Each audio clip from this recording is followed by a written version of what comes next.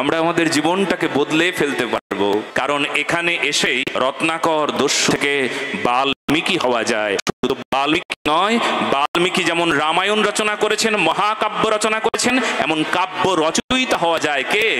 কি করলে? এই সৎসঙ্গে এলে। এই জন্য আমরা ভাগবত মহাপুরাণীর কথা শ্রবণ করতে সবাই সমবেত হয়েছি।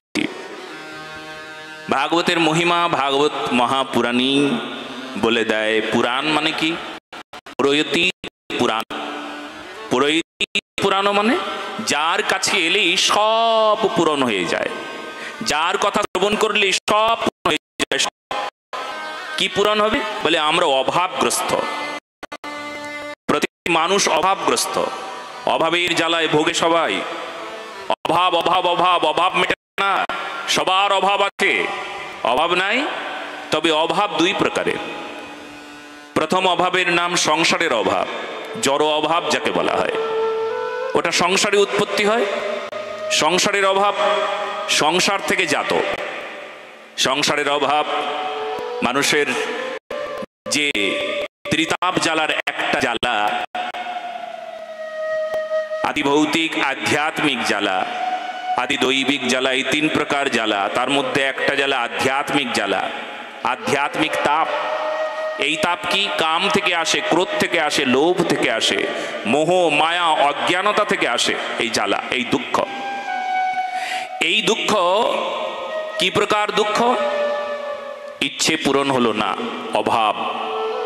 কামনা করেছি, পূরণ হলো না, যা চাই তা পাই না, যা পেয়েছিলাম আসলে তা চাই না। মানুষের চাওয়াটাই বড় সমস্যা, যা চাইলো তা তো পেল না। এখানে অভাব কি? অভাব সংসারের অভাব। দিকে সবাইকে ধ্যান দিতে হবে। কাউকে কথা বলা চলবে না। যদি কথা খুবও ভালো লাগে তবু নিজেদের মধ্যে আর বলা যাবে না, বাহ দারুণ বলছেন তো, এই শব্দও বলা যাবে না, ওটা মনে মনে রাখবেন। কেউ কারুর সঙ্গে এখানে কথা বলবার সময় নাই, কেউ কারুর দিকে তাকিয়ে দেখবার সময় নাই। এখানে যে কথাগুলো শুনতে এসেছি সেই কথাগুলো শুনবার জন্য কানটাকে খাড়া রাখবো, মনটাকে সজাগ রাখবো, বুদ্ধিকে ধীর স্থির রাখবো। নতুবা কোনো শব্দ যদি বাইরে থেকে চলে যায়, যদি ভেতরে না প্রবেশ করে, কে জানে ওই শব্দটাই হয়তো আমার মঙ্গল করত, হয়তো আমার জীবনটাকে বদলে দিত, শুধরে দিত, এই দুর্ভাগা কপালটাকে সৌভাগ্য দিয়ে দিত। ওই শব্দটাই, ওই কথাই, ওই মন্ত্রই। কারণ এখানে আমরা সবাই মন্ত্র শুনছি। 18,000 শ্লোক সমন্বিত ভাগবত মহাপুরাণ, 18,000 মন্ত্র। আর মন্ত্র মানে আপনারা সবাই জানেন, পরিত্রাণ ইতি মন্ত্র। আমাদের কানে যা যাচ্ছে সব মন্ত্র। সহজ করে বললে আরো ভালো হয়, আমাদের কানে যা যাচ্ছে তা শব্দ নয়, সাক্ষাৎ ভগবান, সাক্ষাৎ করুণা, সাক্ষাৎ মহৌষধি। ঔষধ কখন নিতে হয়? যখন ব্যাধি হয়, যখন রোগ হয়, তখন আমরা ঔষধ গ্রহণ করি। আজকে আমাদের কান দিয়ে যা প্রবেশ করছে তা মহৌষধ, আমাদের রোগকে নির্মূল করে দেবে। কারণ ভব রোগী আমরা সবাই। বলো না গো রাধে রাধে। আরো জোরে বলুন তো। হ্যাঁ, এইভাবে। অভাব, অভাব দুই প্রকার। প্রথম অভাবটা শুনলাম সংসারের অভাব। সংসারের অভাব কেমন? টাকা নাই, অভাব। ছেলে নাই, অভাব। ভালো একটা ঘর নাই, অভাব। ঘর আছে, এসি নাই, কি গরম, অভাব। এসি কিনতেও পয়সা লাগে, টাকার অভাব। চাকরি নাই, অভাব। পেটে খাবার নাই, অভাব। অভাব অভাব অভাব। ভালো স্বাস্থ্য না, শরীরটা খুব খারাপ, অভাব অভাব। আর এই সব অভাবের অনুভব হয়, হয় কি না? টাকার অভাবের অনুভব হয় কি না? ছেলে নাই, অভাব অনুভব হয় কি না? মেয়ে নাই, অভাব অনুভব হয় কি না? এই অভাব সবাই অনুভব করেন। কিন্তু সত্যি করে বলুন তো আপনারা, মাগো বুকে হাত দিয়ে বলুন তো মায়েরা, শ্রদ্ধা যে নাই, এই অভাবের অনুভব হয়। আমি আমার মাকে শ্রদ্ধা করতে পারলাম না, এই অভাবের অনুভব হয়। আমি পাশের বাড়ির একজন মায়ের মতন একজন আছে, তাকে শ্রদ্ধা করতে পারলাম না, এই অভাবের অনুভব হয়। সমাজের প্রতি আমার যে একটা দায়িত্ব আছে, সেই দায়িত্বহীনতা যে আমি যে দায়িত্ব পালন করি না, সেই অভাব অনুভব হয়। আমার মধ্যে যে সেবা নাই, সেবা ভাব নাই, সেই অভাব অনুভব হয়। আমার যে প্রেম হলো না, সেই অভাব অনুভব হয়। আমার যে নিতাই নাই, গৌর নাই, হৃদয়ে প্রেম নাই, সেই অভাব অনুভব হয়।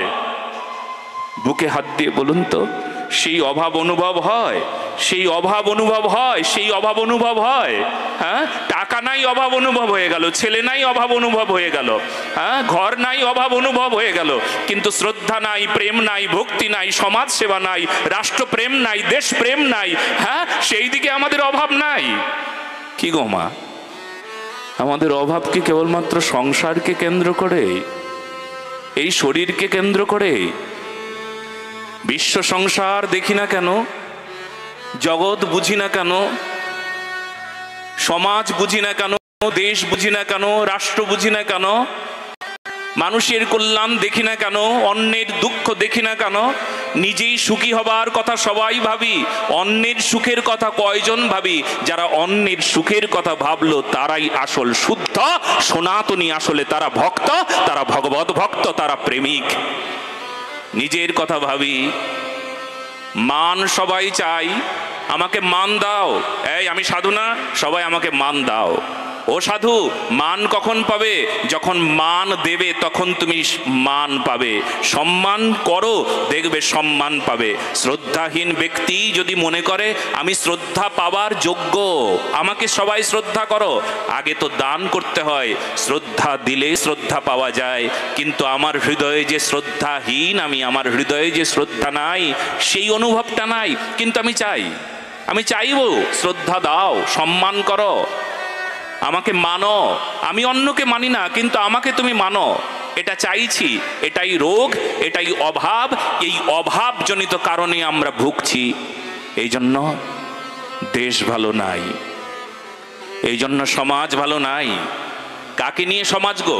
আমাকে, আপনাকে, সবাইকে নিয়ে সমাজ। এই জন্য ভালো নাই। নিজেরটা বুঝি 16 আনা, অন্যেরটা বুঝবার জন্য চেষ্টা করি না। এটা আমাদের হৃদয়ের দুর্বলতা।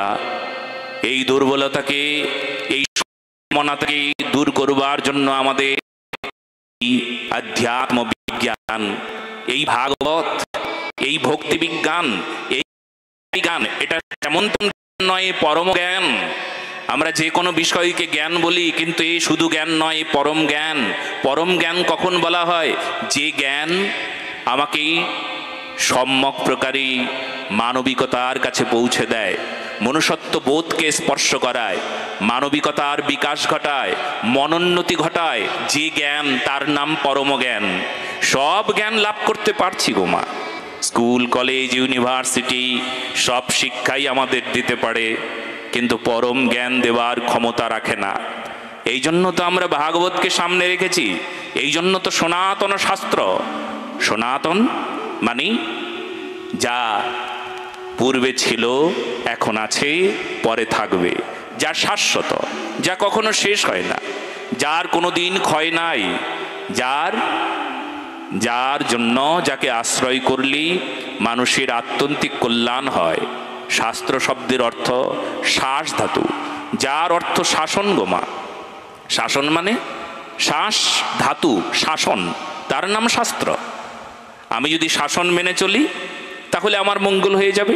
কে না জানে, আপনার ছেলেই যদি আপনার শাসনটা মেনে চলে, যদি মোবাইলটা হাত না লাগায়, যদি আপনার ছেলেটি, আপনার মেয়েটি, আপনার সন্তান যদি শাসন মেনে চলে, তাহলে ও মানুষের মতন মানুষ হবে, তাতে কোনো ভুল নাই।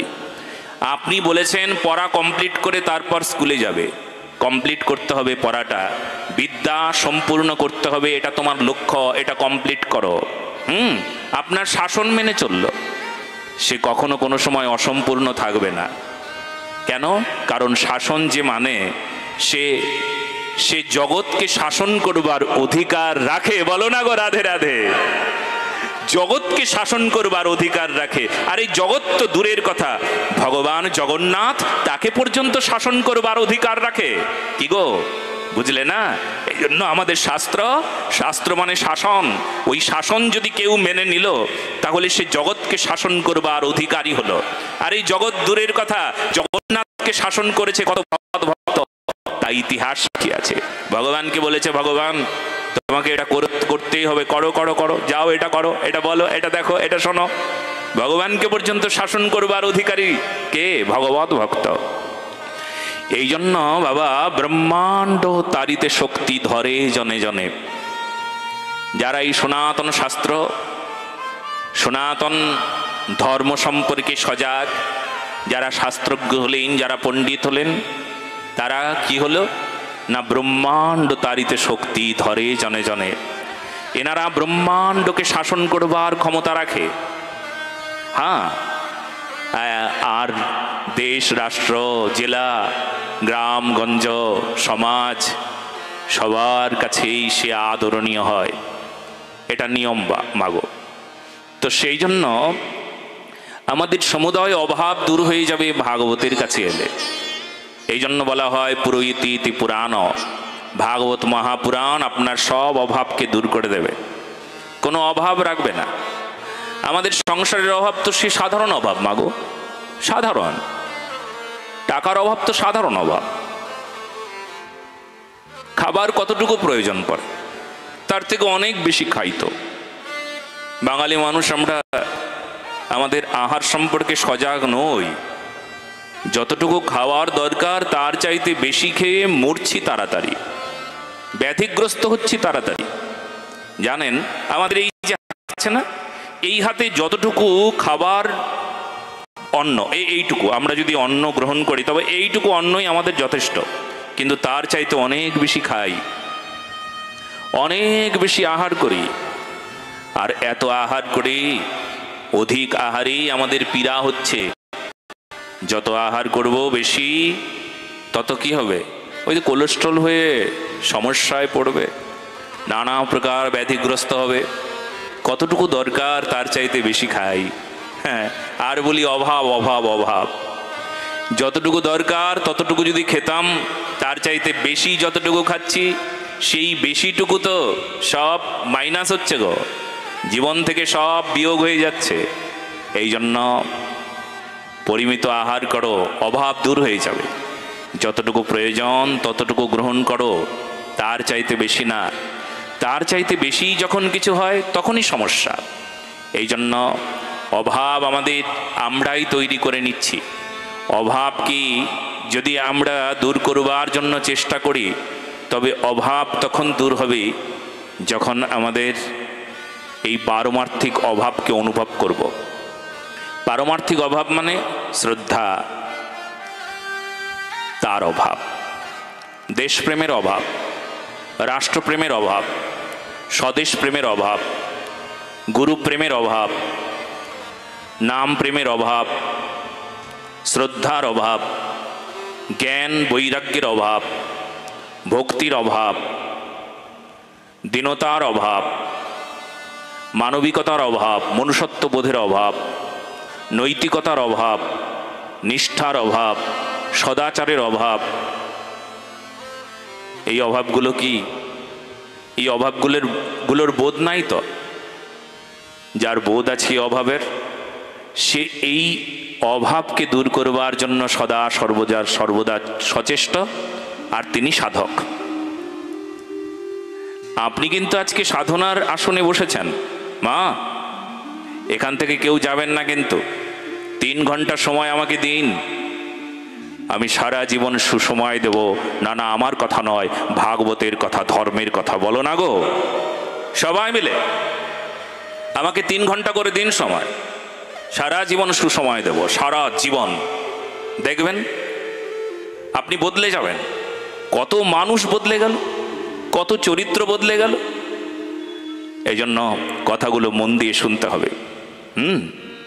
তো অভাব দূর হয়ে যাবে, আর অভাব থাকবে না।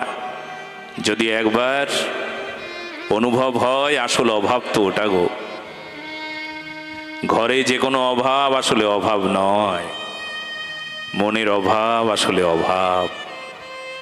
চরিত্রে গুণের অভাব মানে অভাব গো, বলো না গো রাধে রাধে।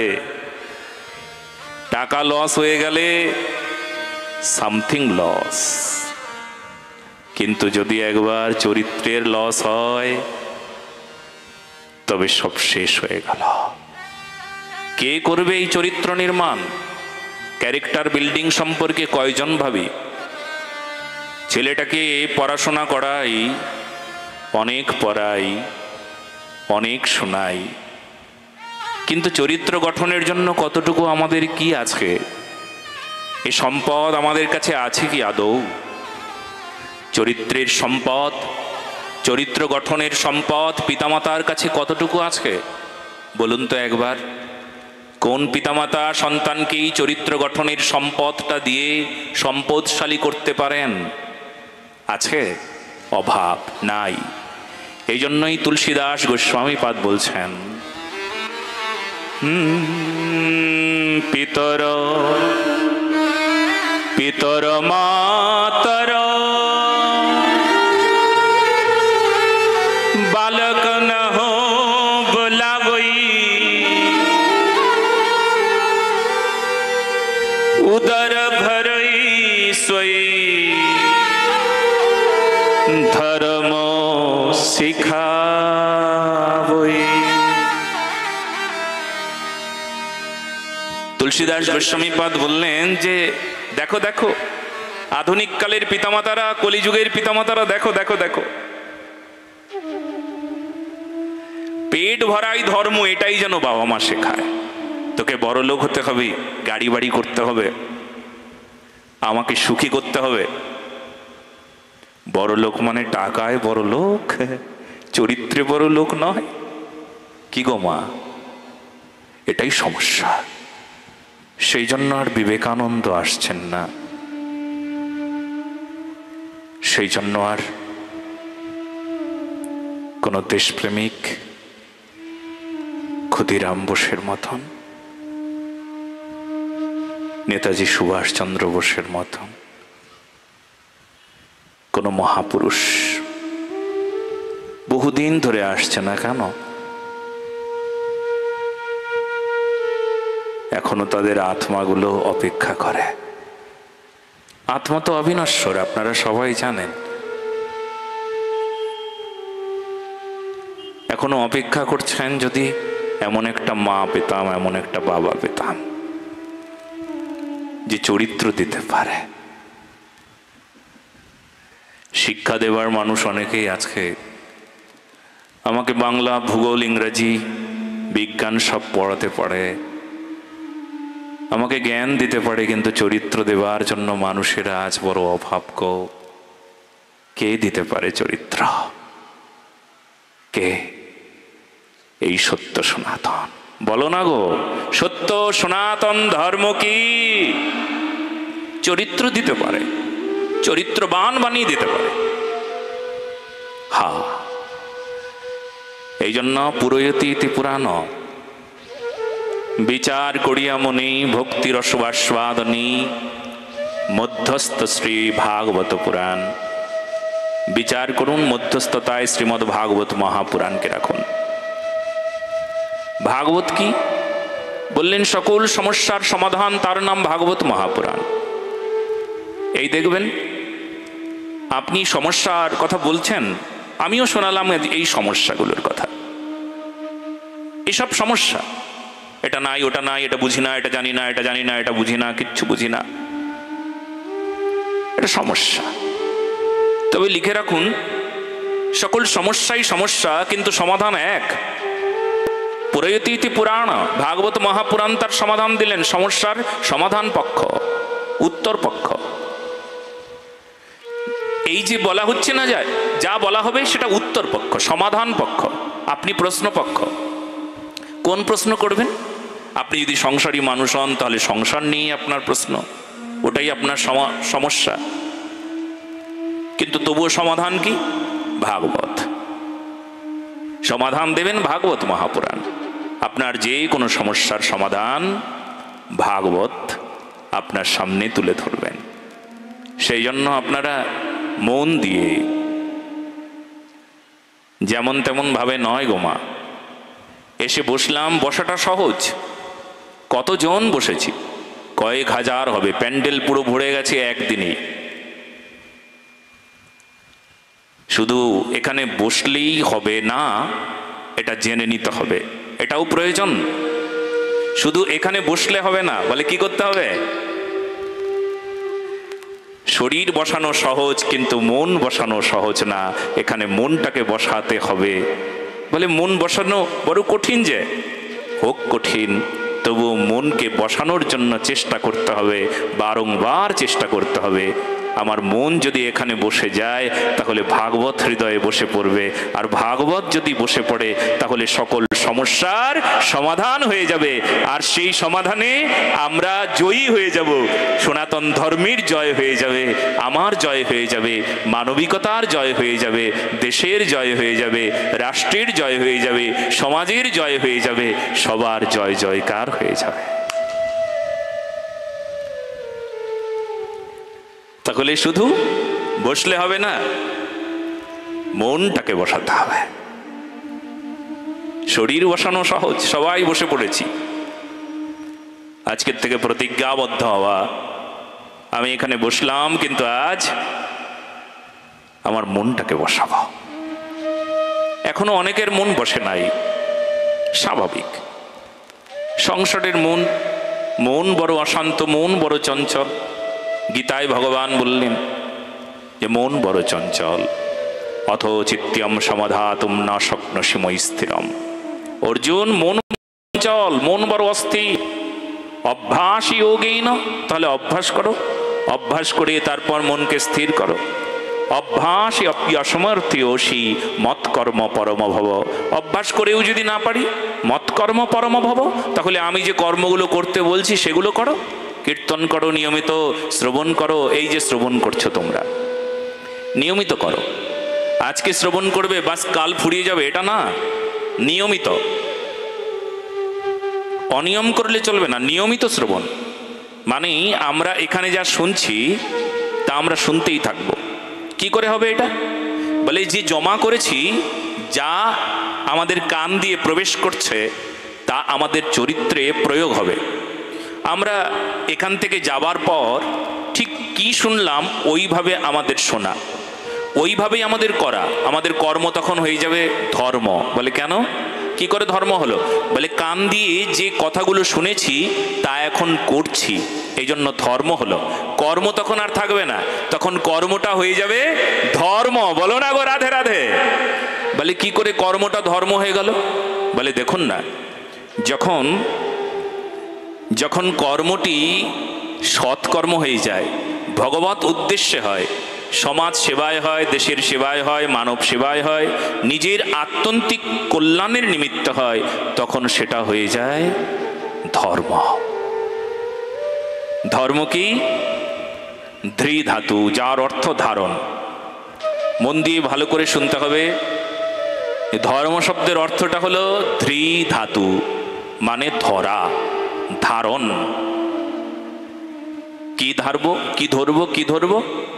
সত্য ধরবো, পরম জ্ঞান ধরবো, নিয়ম ধরবো, আজ থেকে নিষ্ঠাকে ধরে রাখবো, ভগবানকে ধরবো, গুরু আজ্ঞাকে শক্ত করে ধরবো। ওই যে ভাগবতে বলে দিলেন, ওনার কথাগুলো ধরবো আজ থেকে। কিসে ধরবো? চরিত্রে ধরবো, স্বভাবে ধরবো। বলো না গো রাধে রাধে। না ধরলে কিন্তু ধর্ম হলো না। তাহলে অকর্ম, বিকর্ম, কুকর্ম আসবে জীবনে, আবার ভুল ভ্রান্তিতে ভরা। আমি যদি কিছু কথা বলি সেটাকেও কর্ম বলা হয়।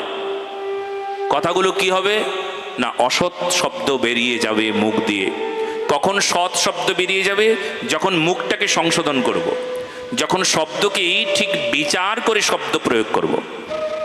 সুবিচার যৎকৃত্যম, যেমন সুবিচার করে শব্দ প্রয়োগ করা, ঠিক একই রকমভাবে সুবিচার করে শোনা। সব কিছু শুনবো না, সব কিছু দেখবো না, সব কিছু বলবো না, সব কিছু করবো না। আরে উনি করছেন যে, উনি করতে পারেন। উনি যে সব বলছেন, উনি যে গালিগালাজও দিচ্ছেন, উনি গালিগালাজ দিতে পারেন, কিন্তু উনি কর্ম করছেন, অকর্ম করছেন, কুকর্ম করছেন। কিন্তু আমি অকর্ম কুকর্ম করতে পারি না। আমি যে ধর্ম করি তাই আমি অকর্ম কুকর্ম করতে পারি না। বলো না গো, সকলে মিলে একসঙ্গে বলো না গো, রাধে রাধে। আমি অকর্ম কুকর্ম করতে পারি না, ওটা ওনার অকর্ম কুকর্ম। উনি অন্যায় কথা বলছেন, ওটা ওনার অন্যায় কর্ম, মানে অকর্ম। আমি ওটা করতে পারি না। কেন পারি না? কারণ আমি ধর্মে আছি। এটা হলো ধর্ম, ধরা, সৎকে ধরা, সৌন্দর্যকে ধরা। না না না, সবকিছুই সুন্দর না। সবকিছুকেই সুন্দর বললে ভুল হবে, কিন্তু অনেক কিছুই সুন্দর বলে আমরা বিচার করে নিই, সুন্দর বলে ভেবে অসুন্দরকে সুন্দর বলি, রুচিতে অসুন্দরকে সুন্দর বলে মেনে নিই। জিহ্বায় ভালো লাগে মন্দ বিষয়, তাকেই আমরা ভালো বলে স্বীকার করে নিয়েছি। মদ পান করতে অনেকের ভালো লাগে, যারা মদ্যপায়ী, ওটা তাদের ভালো লাগছে। কিন্তু এবার যদি সুবিচার হয়, যদি সুবিচার হয়, তাহলে স্বাস্থ্য বলবে আমি এটা নিতে পারছি না। স্বাস্থ্যকে জিজ্ঞেস করা হলো, স্বাস্থ্য তুমি কি এই মদকে নিতে পারছো? বলে না, আমি এটা নিতে পারছি না। এই মদ ইনি গ্রহণ করবার পর আমি স্বাস্থ্য, আমি অসুস্থ হয়ে পড়েছি, আমি ঠিক নাই, এটা নিতে পারছি না। স্বাস্থ্য নিতে পারছে না। আর কে নিতে পারছে না? স্বাস্থ্যের ক্ষতি, অর্থের ক্ষতি, সমাজের ক্ষতি, পারিবারিক ক্ষতি, মানুষের মনকেই এত ক্ষতিগ্রস্ত করে দেয়। হায় রে, মদ্যপায়ী ব্যক্তি, সে জানে, সে বারবার চেষ্টা করেও, সেই মদ পান করবার চেষ্টা করলেও মদ তাকে শেষে ছাড়ে না। নেশা যে এই প্রকার। নেশা কাকে বলে? উনি বুঝতে পারছেন এটা নেশা, এটা অন্যায়, কিন্তু উনি ছাড়তে চাইলেও নেশা তাকে ছাড়ে না, বড় শক্ত করে ধরে রাখতে চায় নেশা। কি গো, বাঁচার উপায় কি? বড় একটা নেশা ধরো তো, ভালো নেশা ধরো তো। সবচাইতে বড় নেশা করলে না ছোট নেশা চলে যায়। ছোট নেশার কথা মনেই থাকবে না, এমন একটা বড় নেশা করে ফেলো, বৃহৎ নেশা করো মঙ্গলের জন্য। সব নেশা তো অমঙ্গলেই হয়, একটা নেশা করো না মঙ্গলের জন্য। বলে কি নেশা? বলে ভগবত নামের নেশা, ভগবত কথার নেশা, ভগবত সেবার নেশা। কি গো, সমাজ সেবার নেশা, দেশের সেবার নেশা, স্বদেশ প্রেমের নেশা। একবার যদি কারোর হৃদয়ে চেপে বসে, তাহলে কি হবে? বলে যত ছোট ছোট নেশাগুলো আছে এমনিতেই পালিয়ে চলে যাবে, সময়ই পাবে না তো নেশা করার। বলো না গো, রাধে রাধে। একজন দেশপ্রেমিককে দেখবেন, সত্যিকারের বিশুদ্ধ দেশপ্রেমিক, তার সময় নাই নেশা করার সময়, তার আছে, নেশা করার সময় তার নাই। ভগবত প্রেমিক, তার সময় নাই, সদা সর্বদা ভজন করছেন, তার সময় নাই নেশা করার, সদা সর্বদা ওটাই তার নেশা। নাম প্রেমে বিভোর হয়ে আছেন, তার কাছে ওটাই সুন্দর। হনুমানজি সেই দিন বলছিলেন, যখন বারবার সীতা দেবী বলছেন, হনুমান তোমাকে একটা উপহার দেব।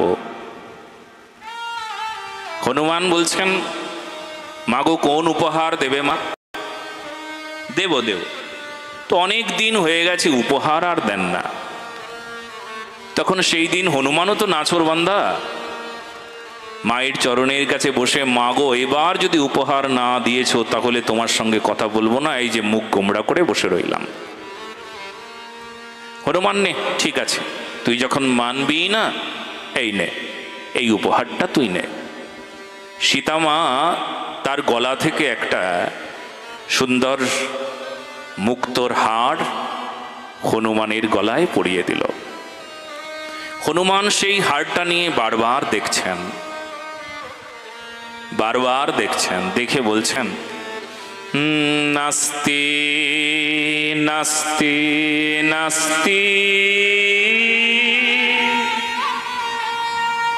বলে নাই নাই, নাস্তি শব্দের অর্থ বাংলায় নাই নাই নাই। দেখলেন দেখবার পর আবার কি ভাবলেন, ভেবে আবার নাকে শুকলেন।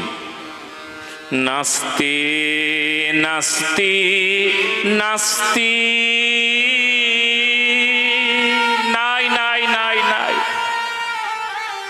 আবার কিছুক্ষণ পর আবার কি ভাবলেন, ভেবে আবার মুখে নিয়ে ওই মুক্তগুলোকে মুখে নিয়ে চিবিয়ে চিবিয়ে চিবিয়ে চিবিয়ে থু থু থু করে ফেলে দিয়ে নাস্তি নাস্তি নাস্তি।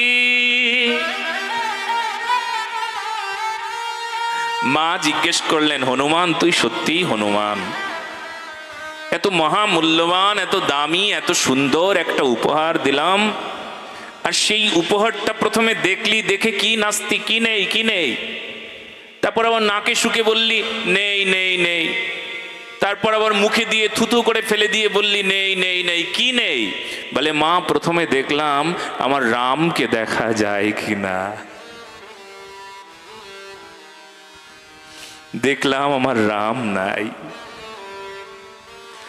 যত্র রাম নাস্তি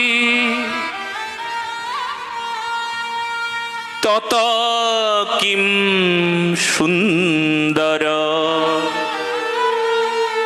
যেখানে আমার রাম নাই মাগো, সেটা তো সুন্দর হয় না। ভাবলাম চোখ হয়তো ভুল দেখছে, বুড়ো হয়ে গেছি, দৃষ্টি হয়তো কম হয়ে গিয়েছে। তারপর নাকে শুকে দেখলাম রামের প্রসাদের গন্ধ আছে কিনা, রামের গন্ধ আছে কিনা। শুকে শুকে দেখলাম, দেখলাম রামের গন্ধ পেলাম না। তারপর ভাবলাম হয়তো নাকটাও ঠিক নাই। তারপর ভাবলাম দেখি প্রসাদের আস্বাদন আছে কিনা। তাই ওই মুক্তগুলোকে চিবিয়ে চিবিয়ে দেখলাম রামের প্রসাদ পাই কিনা। দেখলাম প্রসাদেও রামের আস্বাদন হলো না।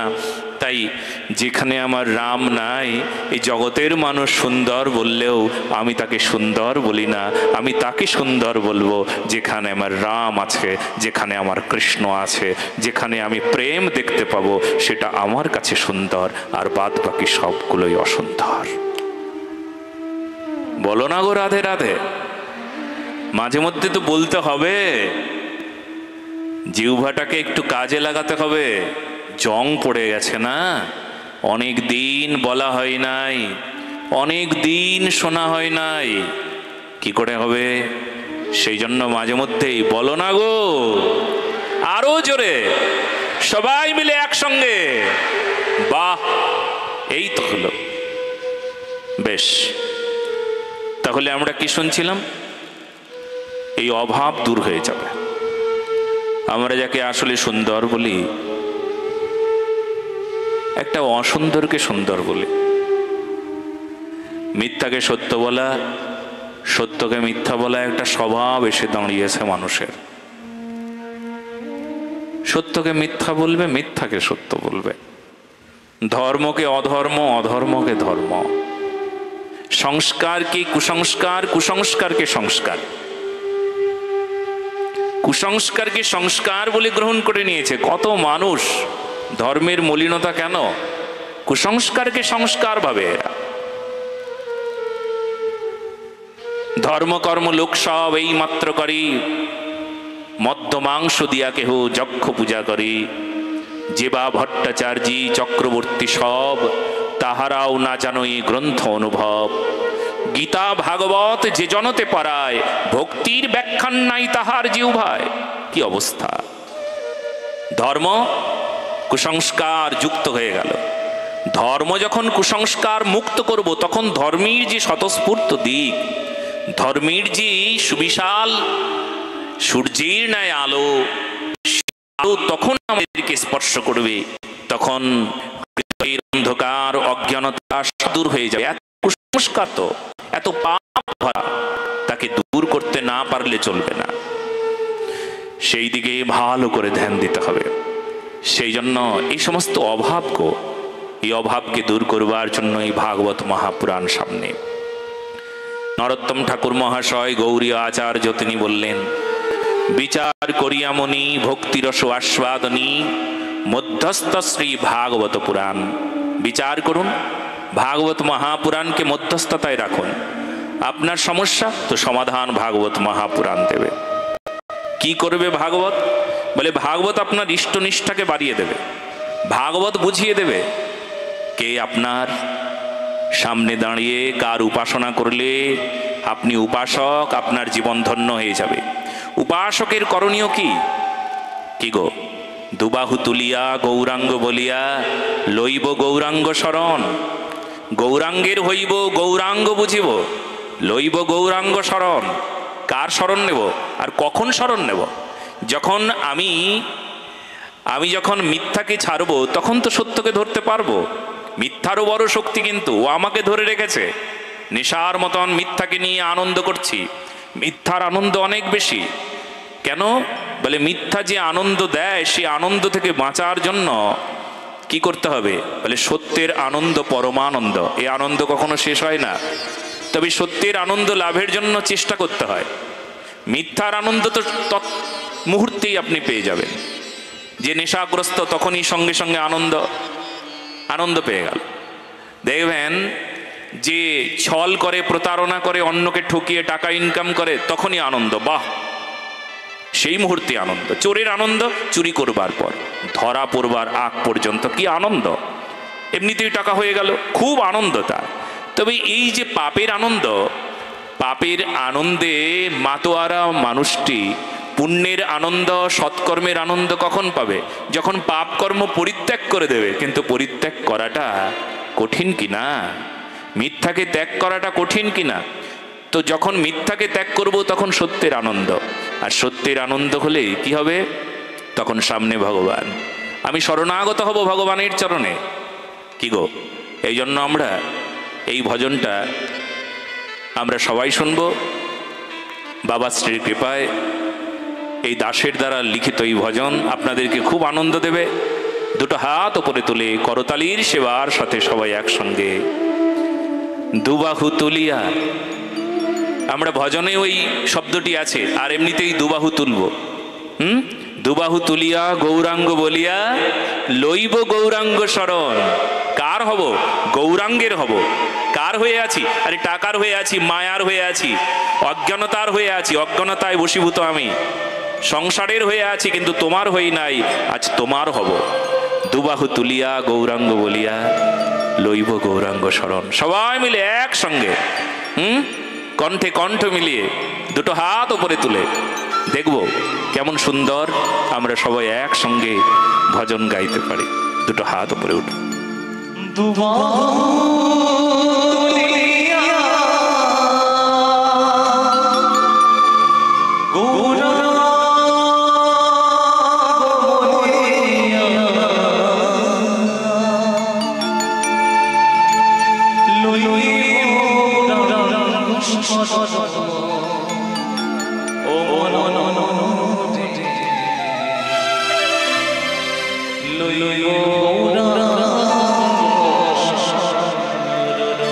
দুটো হাত উপরে তুলে করতালির সেবার সাথে সবাই একসঙ্গে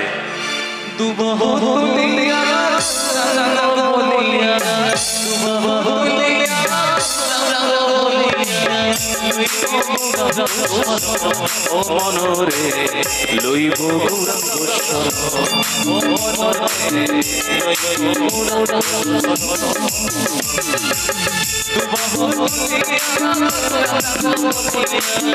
দুবাহু তুলিয়া গৌরাঙ্গ বলিয়া লইব গৌরাঙ্গ শরণ। মনরে লইব গৌরাঙ্গ শরণ।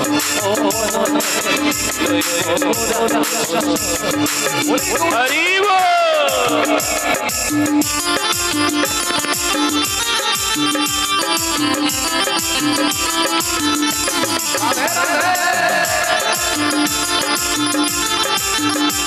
বাহ বাহ।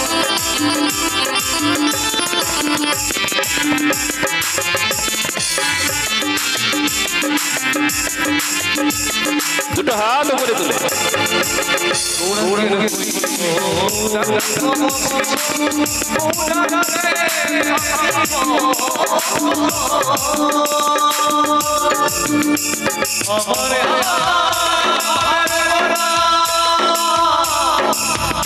গোরা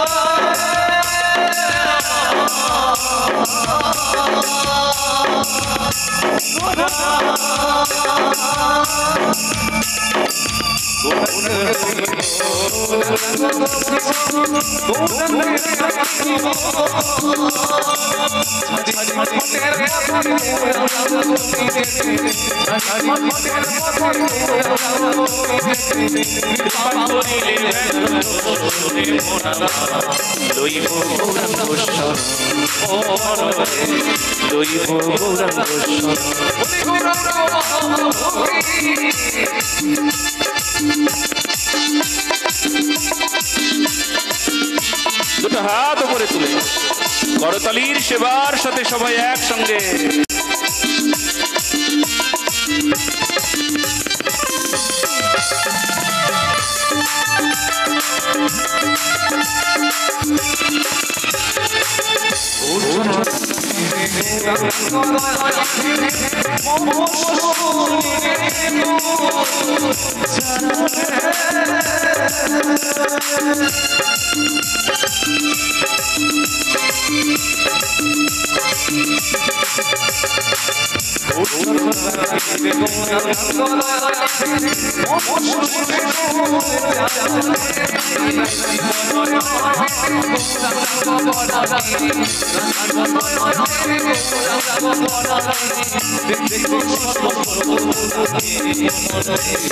লইব গৌরাঙ্গ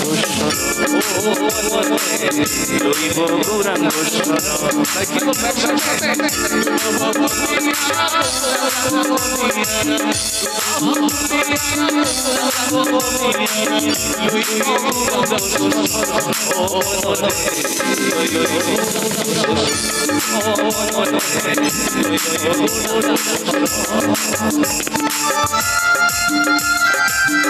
হরি বল।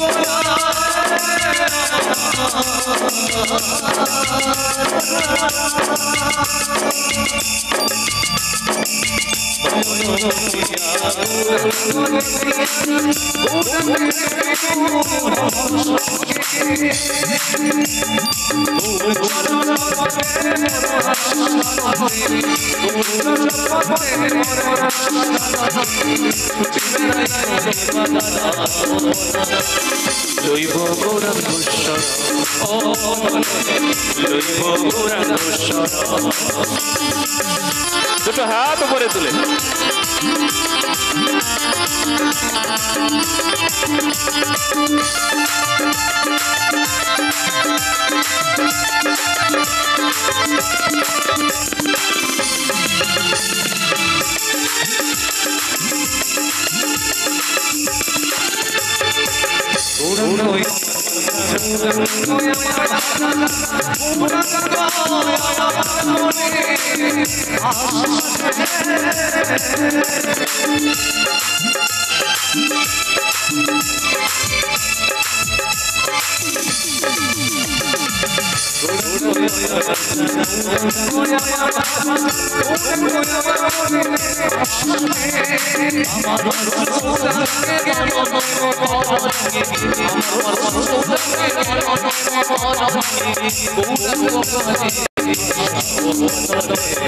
লইব গৌরাঙ্গ লইব গৌরাঙ্গ